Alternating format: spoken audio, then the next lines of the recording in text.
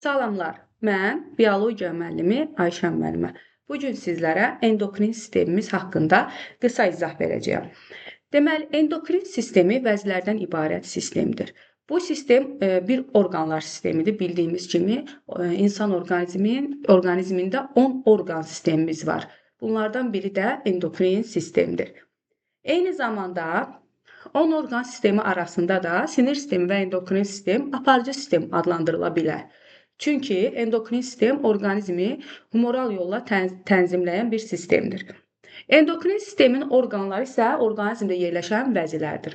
Bildiyimiz kimi orqanlarda toxumadan təşkil olunur. Görəsən endokrin sistemin orqanları olan vəzlər hansı toxumadan təşkil olunub? Təbii ki, epiteli toxuma qrupunun vəzli epiteli növündən təşkil olunmuşdur. Və orqanizmdə yerləşən bütün vəziləri biz 3 qrupa ayırırıq. Daxili sekresiya vəzləri, xarici sekresiya vəzləri və qarışıq sekresiya vəzləri. Deməli, daxili sekresiya vəzlərinin xüsusi axacaqları yoxdur. Yəni, onların xüsusi axacağı yoxdur. İfraz etdikləri maddələr, bioloji fəal maddələr birbaşa qana ifraz olunur.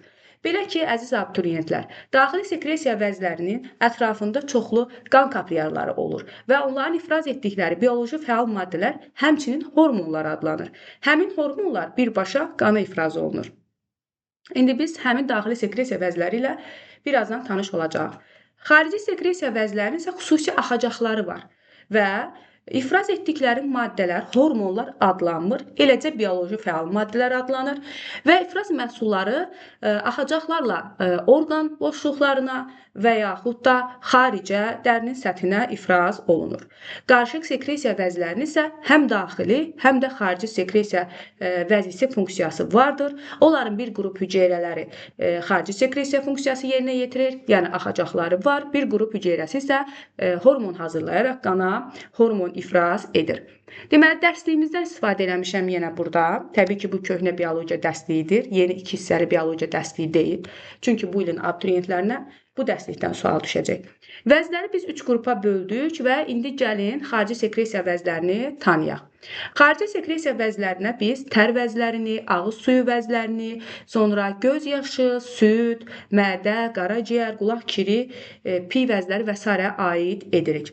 Deməli, bura mədəmizin içərisində mədənin divarında olan vəziləri biz xarici sekresiya vəziləri adlandıracağıq. Çünki onların xüsusi axacaqları var. Hazırladıqları bioloji fəal maddələrini də orqan boşluğuna, yəni mədə boşluğuna ifraz edəcəklər. Eyni zamanda bağırsaqlarımızın içərisində olan vəzləri də, bağırsaq vəzlərini də biz deməli xarici sekresiya vəzi qrupuna aid edə bilərik. Həmçinin tər vəzləri, fikir verin, tər vəzlərinin xüsusi axacaqları var və hazırladıqları bioloji fəal maddəni məhz dərimizin səthinə ifraz edirlər və yaxud da ağız suyu vəzləri. Axacaqları var, hazırladığı bioloji fəal maddələri ağız boşluğuna ifraz edirlər. Bu arada ağızda küllü miqdarda çoxlu sayda xırda ağız suyu vəzləri və yaxud da tüpürcək vəzləri yerləşir. Bunlar ağız suyu ifraz edir və ağız boşluğunda yerləşir. Lakin 3 cüt, yəni 6 ədəd iri ağız suyu vəzimiz var ki, bunlar həzm kanalından kənarda yerləşirlər. Yəni ağız boşluğunda yerləşmirlər və onların da axacaqları var. Onlar da xarici sekresiya vəzləridir və axacaqları da birbaşa açılır ağız boşluğuna. Bu vəzlər hansıları idi? Bir cüt çənəaltı, bir cüt dilaltı, bir cüt də qulaqyanı vəzlər bura daxildir. Sonra göz yaşı vəzləri. Göz yaşı vəzlərinin deməli ifraz məhsulları fikir versiniz. Yəni ağlayarkən və yaxud da gözümüzə hər hansısa bir kənar bir cisim düşərkən, toz düşərkən görürük ki, xaricə dərinin səthinə açılır, sonra göz almasını isladır. Bəzən ağlayanda burun boşluğumuzdan da su axdığını görürük. Deməli bir kanalına da burun boşluğuna açılır. Eyni zamanda qaraciyərdə orqanizmdə olan ən böyük xarici sekresiya vəzisidir. Onun ifraz etdiyi bioloji fəal maddə öddür və o birbaşa 12 barmaq bağırsağa açılır. Deməli, qaraciyərində fikir verdiniz, orqan boşluğuna açdı. Yəni, xüsusi axacağı var, öd yolu var. Sonra süd vəzləri müvəqqəti xarici sekresiya vəzləridir. Yalnız qadınlarda biz buna təsadüf edirik. Hamiləliyin müəyyən ayından etibarən artıq süd hazırlamağa başlayır. Piy vəzləri də deməli tüklərin soğanağına açılır. Deməli piy vəzləri də xarici sekresiya vəzlərinə aiddir. Burada xarici sekresiya vəzlərimizi tanıyırıq. Mənə elə gəlir burada bir problem yoxdur. İndi əsas keçək daxili sekresiya vəzlərimizə.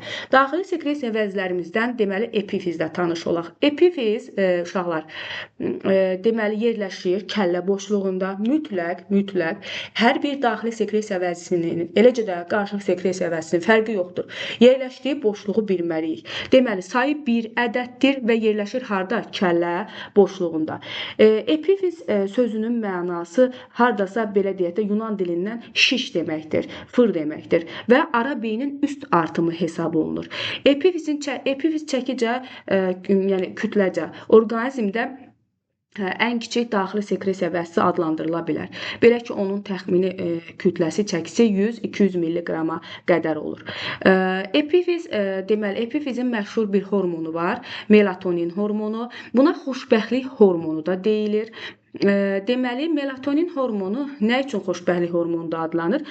Çünki melatonin hormonu, əvvəlcə gəlin onu deyək ki, sutkanın bütün vaxtlarında qana ifraz olunur bu melatonin hormonu. Bax, bu deməli, abituriyentlərin qarşı saldığı xırda məqamlardan biridir. Yəni, sutkanın bütün vaxtlarında epifiz qana melatonin hormonunu ifraz edir. Lakin günün, yəni səhər və gecə vaxtlarını müqayisə eləsək, gündüz və gecə daha doğrusu, gündüzlər daha az ifraz olunur, gecələr isə daha çox ifraz olunur və melatonin hormonu ona görə xoşbəxtlik hormonu adlanır ki, yəni melatonin hormonu deməli qana ifraz olunanda insanın əhval-ruhiyyəsini yaxşılaşdırır və eyni zamanda deməli qaranlıqda biz gecə nəyə görə dedik ki, gecə bu daha çox ifraz olunur? Yəni qaranlıqda qana ifrazı daha çox olur. Deməli melatonin hormonu nəyi tənzimləyir? Yəni melatonin hormonu ilə epifiz nəyi tənzimləyir? Vaxtından əvvəl cinsi yetişkənliyin qarşısını alır. Belə ki, biz bilirik ki, ölkəmiz üçün məsələn, deməli qızlarda cinsi yetişkənliyə çatma 10-12 yaş, oğlanlarda 13-14 yaşdır. Epifizin melatonin hormonu bax bu yaşdan əvvəl, yəni cinsi yetişkənliyə çatmanın qarşısını alır. Sonra deməli həm cinsi inkişafın, həm də eləcə də fiziki inkişafın qarşısını alır. Deməli bioloji saat rolunu oynayır. Yəni günün, sutkanın vaxtını müəyyən etməyə, gecə-gündüz olduğunu müəyyənləşdirmə rolunu oynayır. Buna üçüncü göz də deyilir. Yəni epifiz vəzsinə. Deməli düzdür, epifiz vəzsinin bizim kitabımızda əsasən melatonin hormonunu yazıblar. Amma epifiz vəzsinin melatonin hormonundan başqa deməli hormonu da var. Amma o bizim kitabda yoxdur. İmtahana da deməli düşməz. Məsələn, serotonin hormonu da var. Deməli, yəni bu maddələr qana ifraz olunanda vaxtından əvvəl cinsi yetişkənliyin qarşısını alır. Yəni ikincili cinsi əlamətlərin yəni vaxtından əvvəl qarşısını alır. Amma az ifraz olunarsa, melatonin normadan az ifraz olunarsa, yəni hipofunksiya, epifizin hipofunksiyası zamanı onda ikincili cinsi əlamətlərin inkişafdan qalmasına, cinsiyyət vəzlərinin inkişafdan qalmasına gətirib çıxarar. Sonra gələk, növbəti vəzimiz hipofiz vəzsidir. Bu da yerləşir kəllə boşluğunda. İndi birazdan şəkildə baxarıq. Gəlin elə baxa-baxa danışaq. Baxın, bu epifiz idi, fikir verirsiniz. İkinci olacaq, bura isə olacaq hipofiz. Yəni epifiz ara beyin üst artımıdır. Hipofizdə ara beyin alt artımı hesab olunur. Mütləq, yəni vəzlərin yerini də bilmək şərtdir.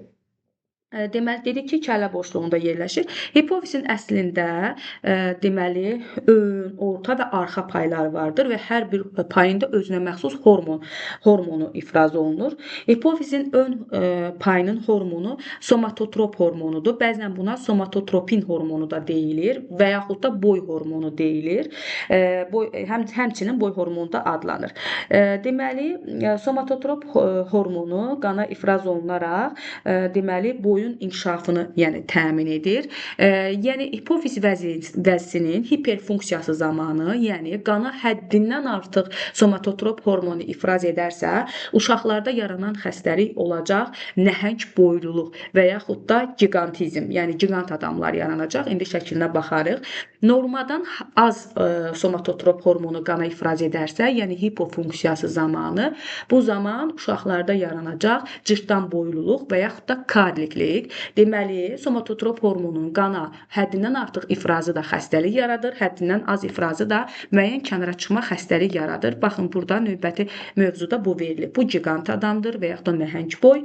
Deməli, hipofizin hiperfunksiyası qana somatotropun çox ifraz olunması nəticəsində yaranır. Bu isə karlikdir, cırtdan boyluluqdur. Somatotrop hormonunun qana az ifrazı və yaxud da hipofizin hipofunksiyası zamanı yaranan kənara çıxmadır və yaxud da xəstəlikdir. Sonra gəldik. Hipofiz vəzisinin bu ön payının deməli hormonu idi və uşaqlarda yaranan problemləri gördük. Eyni zamanda hipofiz vəzinin deməli böyüklərdə də qana daha çox somatotrop hormonu ifraz etməsi, yəni hiperfunksiyası zamanı akromegaliya deyilən xəstəlik yaranır.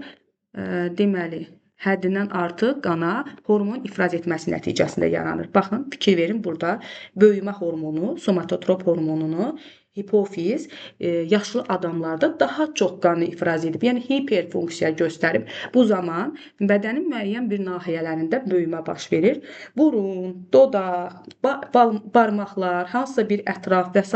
həddindən artıq böyümüş olur. Bu da yaşlı adamlarda hipofizin hiperfunksiyasıdır. Sonra dərsliyimizdə qeyd olunmayıb. Bu, indi deyəcəklərim abituriyentlərə yəqin ki, düşməyəcək. Yəqin ki, yox, yəni düşən bir məqam deyil. Ancaq mən düşünürəm ki, bu videolarımıza müəllimlər də baxır. Hipofizin orta payı var ki, həmin orta payının hormonunun adı olacaq intermedin hormonu. Bir də deyirəm, intermedin hormonu. Intermedin hormonunun deməli, hipofiz hazırlayıb qana ifraz edir. Və intermedin hormonu dəriyə, saçlara rəng verən hansı ki melatonin pigmenti var, onun sintezini tənzimləyir. Yəni melatonin pigmentini birbaşa intermedin hormonu sintez etmir. Lakin melatonin daha doğrusu melanin pigmentinin sintezinə nəzarət edir həmin intermedin hormonu. Sonra hipofizin arxa payının hormonu olacaq, məsəl üçün oksitosin. Oksitosin hamilə qadınlarda doğum zamanı uşaqlığın divarının saya əzələlərinin yığılaraq uşaqlıqdan uşağın, dölün uşaqlıq yoluna doğru itələnməsinə səbəb olur. Yəni doğum zamanı bu önəmli bir haldır. Yəni normal doğumda bu baş verən bir prosesdir. Sonra vazopresin hormonu da var və yaxud da antidiuretik hormonu. Bu ADH yazılır. Bu da böyrəklərdən suyun geriyə sorulmasına şərait yaradır. Yəni əgər həmin hormon, yəni vazopresin hormonu çatışmasa, belə insanlarda şəkərsiz diabet xəstəliyi yaranır və onlar həddindən artıq susuzluq hiss edirlər və daha çox sidik ifraz edirlər. Eyni zamanda, yəni şəkərsiz diabet nəyə görə olur? Böyrəklərdən suyun çox hissəsi geriyə sorulur. Hansı ki, biz bilirik ki, böyrəklərdə, nefronlarda, qıvrım kanallarda X-sidik hərəkət edərkən suyu geriyə sorulma prosesi baş verir. Yəni onun üzərindən, qan kapillyarlarından geriyə sorulur. Amma burada həddindən artıq sorulduğu üçün qanda glukozla şəkərin qatılığı artmış olur və şəkərsiz deməli diabet xəstəliyi yaranmış olur. Sonra gələk, yəni həddindən artıq belə deyək də sidik ifrazına gətirib çıxarır. Sonra burada görürsünüz hipofiz haqqında nə yazılıb? Bir neçə hormon hazırlayır ifadəsi yazılıb, amma bir dənə somatotropu verib, digərlərini də mən əlavə elədim. Videonu saxlaya-saxlaya qeydlərinizi yaza bilərsiniz. Sonra insanda boyun inkişafına və cinsiyyət sisteminə təsir edir. Baxın, burada vaxtından əvvəl cinsi yetişkənliyin qarşısını alır demir ha. Cinsiyyət sisteminə təsir edir. Belə ki, məsəl üçün qadınlarda folikulların yetişməsi, yumurta hüceyrənin hazırlanması, yəni aybaşı siklinin 14-cü gündə baş verən proseslərə də nəzarət edir. Ümumiyyətlə, hipofiz vəzisi bütün vəzilərin elə bir başçısıdır, belə deyək. Çünki onların hamısının işinə nəzarət edir. Sonra cinsiyyət sisteminə deməli təsir göstərir. Keçdik. Növbəti vəzimiz qalxana bənzər vəzidir. Qalxana bənzər vəzi heç bir boşluqda yerləşmir. Yəni o boyun nahiyəsində, qırtlağın yanında yerləşir və sayı bir ədəddir. Baxın, qalxana bənzər vəzinin sayı bir ədəddir. Burada verilib. Deməli 3 ilə işarə olunub. Qalxana bənzər vəzi bir ədəddir. Lakin fikir versinizsə, bunun 2 payı var. Deməli sağ payı və sol payı var və ortadan belə bir birləşən bir hissəsi var. Yəni qalxana bənzər vəzi fikir versiniz, boşluqda deyil. Mütləq şəklinə baxmalısınız. Qalxana bənzər vəzinin deməli, müxtəlif hormonları var. Burada məsəl üçün görürsünüz tireoksin yazılıb, bir də triotironin yazılıb. Bundan başqa trikalsitonin hormonu da var qalxına bənzər vəzinin. Deməli, qalxına bənzər vəzi dedik ki, 2 paylıdır da. Burada əsas tireoksini yazıblar. Tireoksin deməli hormonun ifrazı qandakı yodun miqdarından asılıdır. Yod çatışmayanda deməli zob xəstəliyi yarana bilir. Deməli qalxana bənzər vəzinin də hiper və hipo funksiyası vardır. Ancaq gəlin əvvəlcə bəzi məqamları diqqətinizə çatdıraq. Qalxana bənzər vəzinin ümumiyyətlə tireoksin hormonu deməli karbohidratların parçalanmasını təmin edir. Ümumiyyətlə maddələr mübadiləsinə təsir göstərir. Maddən mütləq bunu yadda saxlayaq. Maddələr mübadiləsinə baxın burada yazılıb. Burada yazılıb ümumiyyətlə hormonun çox ifrazı maddələr mübadiləsinin sürətlənməsinə gətirib çıxarır. Ümumiyyətlə qalxana bənzər vəzin hormonu, tireoksin hormonu nəinki çox və ya az, çünki indi birazdan deyəcəyik, maddələr mübadiləsinə təsir göstərir. Qan təzyiqi və sinir sisteminin həssaslığının artmasına səbəb olur. Eyni zamanda immun sistemini təsir göstərən vəzidir. Deməli tireoksin hormonunun böyüklərdə gəlin burada baxaq. Deməli, çatışmazlığı, yəni qalxana bənzər vəzinin hipofunksiyası zamanı miksadema xəstəliyi əmələ gəlir və miksadema xəstəliyinin əlamətlərini siz oxuyanda görürsünüz ki, baxın, gəlin burada baxaq, deyir, böyüklərdə hormon az ifraz olunduqda miksadema xəstəliyi yaranır. Bu zaman Bazedovun əks prosesləri baş verir. Yəni, Bazedovda məsələn, maddələr mübadiləsinin sürətləndiyini deyirsə, indi mən Bazedovdan başlamadım, hipofunksiyadan başladım. Burada maddələr mübadiləsi zəifləyir. Deməli, qalxana bənzər vəzinin maddələrin mübadiləsinin tənzimlənməsini həyata keçirməkdir. Sonra sinir sisteminə də təsir göstərir. Belə ki, miksadema xəstələrinin sinir sistemi həddindən artıq ləng fəaliyyət göstərir. Bu arada onların maddələrin mübadiləsi zəif getdiyi üçün onlar az yesə də görürsünüz şişiblər, kökəlirlər. Sonra göz bəbəkləri daha doğrusu yarığı çox xırda olur, görürsünüz burada və sinir sistemin həssaslığı zəif olur. Bazedov xəstələrində baxın burada hətta boyun nahiyəsində vəzinin şişdiyini görürük. Qalxana bənzər vəzinin hiperfunksiyasıdır. Yəni qana normadan artıq tireoksin hormonu ifraz edəndə bu proses baş verir. Maddələr mübadiləsi çox sürətlə gedir. Bu insanlar nə qədər yesə də arıqlayırlar. Bu maddələr mübadiləsinin sürətindən asılıdır. Eyni zamanda görürsünüz göz almaları necə böyüyüb. Baxın, burada Bazedovun xüsusiyyətləri yazılıb. Göz bəbəkləri də böyüyür. Xəstə çox yeyir, ancaq arıqlayır. Sinir sistemin oyanıqlığı artmış olur. Görürsünüz, deməli qalxana bənzər vəzi həm sinir sisteminə, həm maddələr mübadiləsinə təsir göstərir. Bəs görəsən, qalxana bənzər vəzinin bu böyüklərdə idi. Uşaqlarda hipofunksiyası zamanı hansı xəstəlik baş verir? Bu zaman kreatinizm xəstəliyi uşaqlarda baş verir. Deməli, normadan hormonun az ifrazı, yəni hipofunksiyası nəticəsində belə xəstələrdə boy artımı ləngiyir, bədən mütənasibliyi pozulur, bəzən ağıldan kəmliyə gətirib çıxardır, eybəcər görüntüyə gətirib çıxardır və s. Bu da uşaqlarda hipofunksiyasıdır, qalxana bənzər vəzinin. Eyni zamanda burada qalxana bənzər vəzinin digər deməli hormonun adı yazılmışdır. Burada triotironin yazılmışdır. Mən də birini əlavə edim. Trikalsitonin. Qalxana bənzər vəzinin trikalsitonin hormonu deməli qanda kalsiumun artığını, yəni qanda kalsium fosfor mübadiləsini tənzim eləyir. Belə ki, qanda kalsiumun artığını aparıb sümüklərdə toplayır. Deməli, qalxana bənzər vəzinin bir də deyil, trikalsitonin hormonu qanda kalsiumun azalmasına gətirib çıxardır. Kalsiumun sümüklərdə toplanmasını təmin edir. Sonra nə deyə bilərik? Burada fikirləşək. Keçək qalxana bənzər ətrafı vəziyə. Burada verilib. Qalxana bənzər ətrafı vəzi 4 ilə işarə olunub və burada da göstərir onu. Bu, qalxana bənzər vəzinin üzərində, amma arxa tərəfdən üzərindədir və 4 ədəd kiçik düyü böyüklüyündə bir vəzidir. Sayı 4-dür, cüt saydadır sayı. Heç bir boşluqda yerləşmir. Fikir verdinizsə, boyun nahiyəsində yerləşir.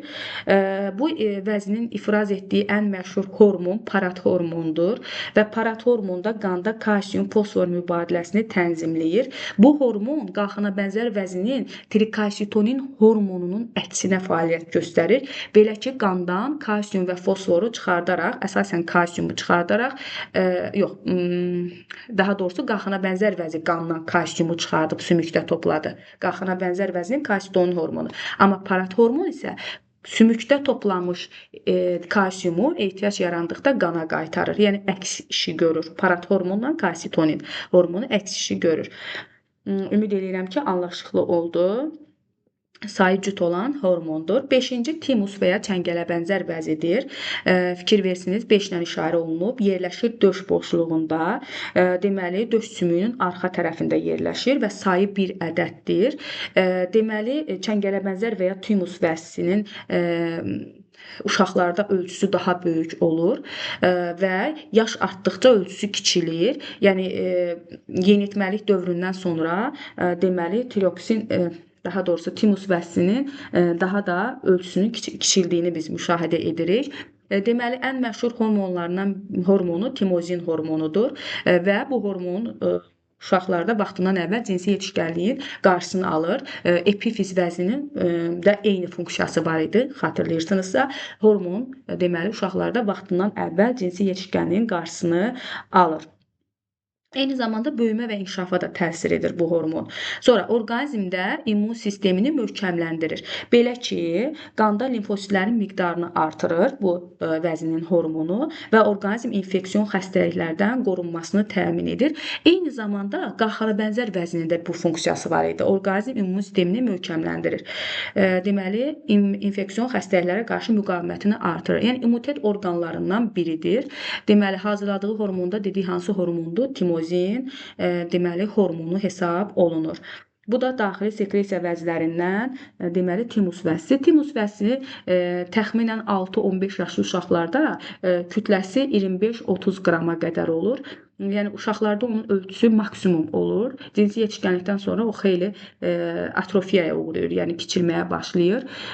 Deməli orqanizmdə qocalma ilə bağlı olaraq da timus vəzisinin ölçüləri kiçilmiş olur. Ona görə də yaşlı insanların immuniteti uşaqlara nisbətən zəif olur. Ümid edirəm ki, bu da başa düşülən oldu. Keçək 6-cı böyrəküstü vəzilər. Görürsünüz, burada vəzilər deyirik. Çünki böyrəküstü vəzilərin sayı 2 ədəddir. Yerləşir böyrəklə eyni boşluqda, qarın boşluğunda və hər böyrəyin üzərində 1 ədəd olmaqla 2 ədəd böyrəküstü vəzimiz vardır.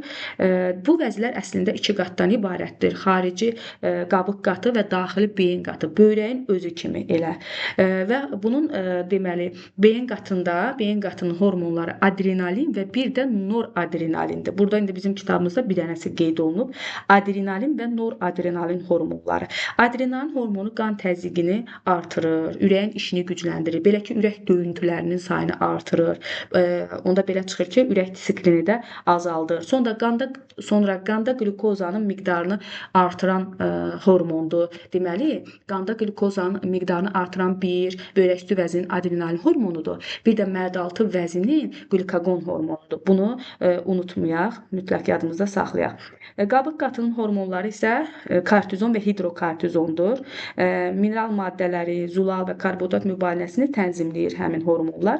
Çatışmayanda da adisson tunç xəstəliyi əmələ gəlir. İştah itir, qusma, ishal və s. kimi hallar baş verir. Gəlin baxaq, hormonların qanı ifrazı qan təzyiqini görsünüz yüksəldir, ürəyin işini gücləndirir, qanda qlükozanın miqdarını artırır. Adrenalin hormonuna bəzən həyəcan, sevinç hormonu da deyilir. İnsanda bəzən sevinç və kədər hissini yaranmasında iştirak edən hormondur daha doğrusu. Sonra buradan başqa biz deməli böyrək üstü vəzi ilə bağlı başqa nə deyə bilərik? Həmçinin infeksion xəstəliklərə qarşı orqanizmin müqavimətini də artırır. Baxın, infeksion xəstəliklərə qarşı müqaviməti artıran bir timus idi. Bir böyrək üstü vəziləri idi. Bir də qalxana bənzər vəzi idi ki, infeksion xəstəliklərə qarşı orqanizm müqavimətini artıran vəzilər hesab olunur. Sonra gələk baxaq 7. 7 mədə-altı vəzidir. Mədə-altı vəzinin gəlin yerləşdiyi yerə baxaq. Mədənin altında, mədə harda yerləşirsə bu vəzi də orada yerləşir. Mədə-altı vəzi deməli növ olaraq xarici sekresiya vəzisidir və sayı 1 ədəddir. Mədə-altı vəzi kitabımızda nə qeyd olunub? Qanda qlükozanın miqdarını tənzimləyir. Hazırladığı hormonlar isə insulin və glikagondur. Bəli, gəlin birinci baxaq insulinə. Deməli, insulin hormonunu qana ifraz edən mədə-altı vəzi Gəlin əvvəl belə bir şey deyək. Mədə-altı vəzi qarışıq sekresiya vəzsidirsə, deməli bunun bir qrup hüceyrələri xarici sekresiya funksiyası yerinə yetirir. Bir qrup hüceyrələr isə daxili sekresiya funksiyası yerinə yetirir. Yəni həm ferment hazırlayır, həzm fermenti, həm də qana hormon ifraz edir. Məsələn, mədə-altı vəzini biz həzm sistemində keçmişik ki, mədə-altı vəzi xüsusi axacaqla 12 barmaq bağırsağa hansı fermentləri ifraz edirdi? Deməli, yağların, zulalların, karbohidratların parçalanmasını həyata keçirən fermentləri. Məsələn, yağların həzmini həyata keçirən lipazanı, karbohidratların həzmini həyata keçirən amilaza, maltaza, sonra başqa hansı hormonu, məsələn, tripsin hormonu var idi və s. də. Yəni 12 barmaq bağırsaqda həm yağların, həm zulalların, həm karbohidratların həzmini həyata keçirən fermentləri mədə-altı vəzi hazırlayıb xüsusi axacaqla ora açır. Bu onun həzmdəki iştirakıdır. Xarici sekresiya funksiyası yerinə yetirən hüceyrələr orada iştirak edir. Amma daxili sekresiya funksiyası yerinə yetirən, yəni axacaqları olmayan hüceyrələri isə qana hormon ifraz edirlər. Deməli, xüsusi vəzi hüceyrələri vardır ki, onlar daxili sekretor funksiya yerinə yetirir, qana hormon ifraz edir. Bu hormonlardan biri insulindir, biri glikoqondur. Deməli, insulin hormonu qanda şəkərin miqdarını, qlukozanın miqdarını azaldır. Qanda şəkərin miqdarı qalxanda mədə-altı vəzi insulin hormonu normal olaraq ifraz edir qana və glukozanı glikogenə çevirib qaraciyərdə depolayır.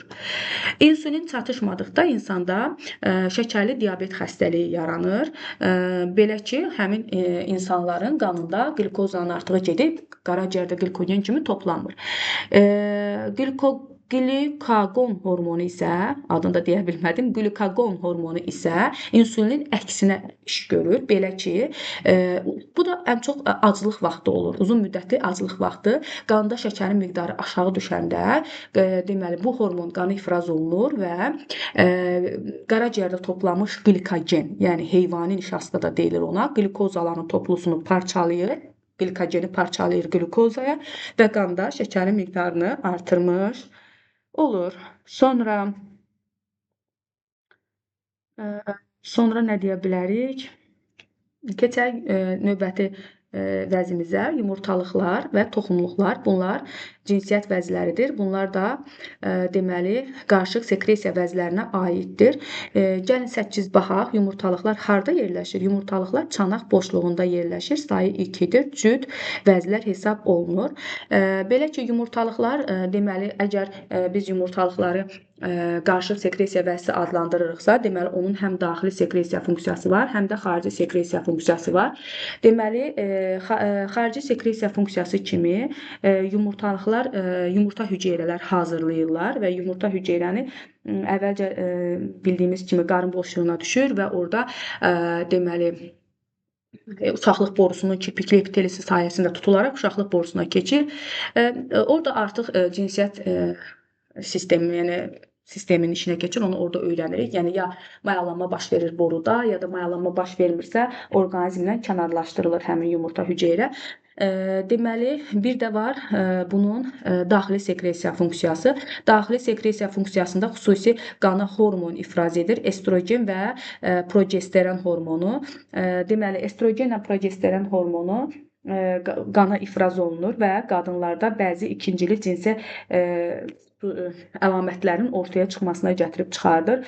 Belə ki, bu hormonlar səsin ucalığını, süd vəzlərinin inkişafını, bədənin formalaşmasını, məsələn, qadınlarda bədən quruluşu necədir? Çanaq enlidir, çiyinlər ensizdir. Sonra qadında gedən siklik proseslər var, aybaşı siklidir. Sonra hamiləliyi, doğuşu tənzimləyən hormonlar hesab olunur bunlar. Sonra, deməli, bu hər iki növ hormon, yəni həm estrogen, həm progesteron müxtəlif nisbətlərdə qadınlarda, yəni qadın orqanizmində ifraz olunur. Yəni eyni miqdarda deyil bunların ifrazı. Çatışmamazlığı da müxtəlif xəstəliyə gətirib çıxarda bilər. Məsələn, dövrü prosesin ləngiməsinə və yaxud da hamiləliyin inkişafına təsir göstərə bilər və s. də. İndi baxaq görək burada nə yazıb? Hormonları cinsi yetişkənlik dövründə qana keçərək qızlarda ikincili cinsi əlamətlərin inkişafına gətirib çıxardır. Sonra var burada toxumluqlar. Toxumluqlar isə heç bir orqan boşluğunda yerləşmir. Fikir versinizsə, onlar bədəndən kənarda dəri vəzlərin dəri pərdənin daha doğrusu içərisində yerləşib. Dəri pərdənin içərisindədir. Sayı 2 ədəddir. Qarışıq sekresiya vəzsidir. Onda belə çıxır ki, bu da hüceyrə hazırlayır. Ümumiyyətlə yumurtalıqlarla toxumluqlar hüceyrə hazırlayan qarışıq sekresiya vəzləridir. Hazırladığı hüceyrə kişi cinsiyyət hüceyrəsi spermatozoiddir və deməli cirit kanalı ilə bədəndən kənarlaşır. Deməli, spermatozoid bilirik ki, uzun qamçılı, aktiv hərəkət etmə qabiliyyətinə malik olan kiçik hüceyrələrdir. Sonra bu xarici sekresiya funksiyasıdır. Daxili sekresiya funksiyası kimi isə qana xüsusi hormonlar ifraz edir. Bu hormonlar testosteron və androgen hormonlarıdır. Bu da kişilərdə ikincili cinsi əlamətlərin inkişafına gətirib çıxardır. Eyni zamanda androgen və testosteron orqanizmin böyümə və inkişafını da tənzimləyir.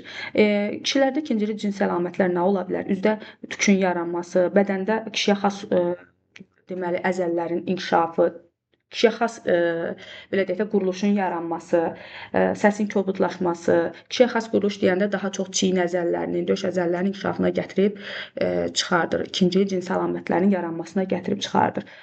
Ümid edirəm anlaşılıqlı oldu. Tez-tez izah elədim ki, bitirək bunu. Burada da yazılıb ki, endokrin sistem daxili sekretor funksiya yerinə yetirən vəzlərdən təşkil olunmuşdur. Hormonlar bilavasitə qana keçir və humoral tənzim yaranır. Humor sözünün mənası maye deməkdir. Müvafiq orqana daşınaraq böyümə, inkişaf, qorxu, həyəcan, sevinc və sair hissləri tənzimlənir. Normal orqanizmdə bu vəzlərin hormonları kifayət qədər ifraz olunur və gedən prosesləri nizamlayır. Vəzlərin hormonları normada ifraz olunmaması isə insanda müxtəlif xəstəliklərin yaranmasına gətirib çıxardır ki, biz bu xəstəliklərin adını çəkdik. Baxın, burada mədaltı vəzi verilib və mədaltı vəzinin fikir versiniz xüsusi axacaqla fermentləri, həzm fermentlərini 12 barmaq bağırsağı astığı göstərilir. Eyni zamanda bu vəzinin bəzi digər qrup hüceyrələri isə qana insulin və qlikagon hormonu ifraz edir. Bu isə öd kisəsidir və öd yoludur. Bu da eyni zamanda göstərilib. 12 barmaq bağırsağı ifraz olunan iş. Yuxarıdakı şəkili qeyd elədik. Bu şəkilləri də biz qeyd elədik. Düşünürəm ki, endokrin sistemlə bağlı deməli bir problemimiz qalmadı. Bir də baxaq buna. Nəzarətçi və nizamlayıcı sistemlərimizi qorumaq üçün nə etməliyik? Vaxtında və düzgün qidalanmalı, orqanlarımızı zədələnmədən qorumalı, şiddətli günəş şüalarından qorunmalı, sutkada ən azı 8 saat yatmalı, fiziki və zehni əməyi növbələşdirməli və s. Düşünürəm ki, bu hamımızın bildiyi bir şeylərdir. Sonra burada yuxarıdakı tapşırıqlarda sinir sistemi ilə də əlaqəlilik var, amma bu izahımda mən sadəcə endokrin sistemi izah eləməyə çalışmışam. Deməli, akromeqaliya hər hansı bir orqanın böyüməsidir və bu hansı vəzinin deməli hansı vəzinin və hansı funksiyası nəticəsində yaranan xəstəlikdir. Hipofiz vəzinin yoxsa hiper. Təbii ki, hipofiz vəzinin böyüklərdə hiper funksiyası nəticəsində akromeqaliya xəstəliyi yaranır. Sonra burada baxaq, deməli miksadema. Miksadema qalxana bənzər vəzinin böyüklərdə hipofunksiyası nəticəsində yaranır. Kretinizmdə qalxana bənzər vəzinin uşaqlarda yenə hipofunksiyası nəticəsində yaranır. Nəhəng boylu hipofiz vəzinin uşaqlarda hiperfunksiyası nəticəsində yaranır. Bazidov xəstəliyi isə qalxana bənzər vəzinin böyüklərdə deməli hiperfunksiyası nəticəsində yaranan xəstəlikdir. Ümid edirəm anlaşılıqlı oldu və tez bir zamanda dərslik üzərində ümumi sizin təkrarınız üçün bunu hazırladım. Diqqətiniz üçün təşəkkür edirəm.